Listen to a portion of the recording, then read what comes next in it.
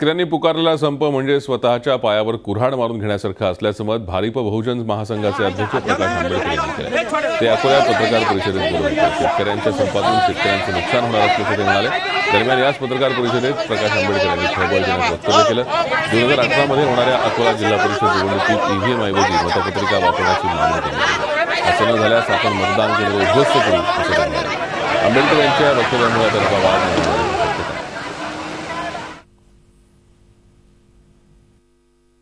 राष्ट्रवादी काँग्रेस यांनी असणारं ॲटलिस्ट कर्जमाफीचं तरी धोरण ठेवलं होतं। हे भाव देण्याचा त्यांनी प्रश्न ठेवला नव्हता, पण 5-7 वर्षांनंतर कर्जमाफी देणं हे त्यांचं असणार होतं। BJPच्या सरकारचं कर्जमाफीचंही धोरण नाही आहे।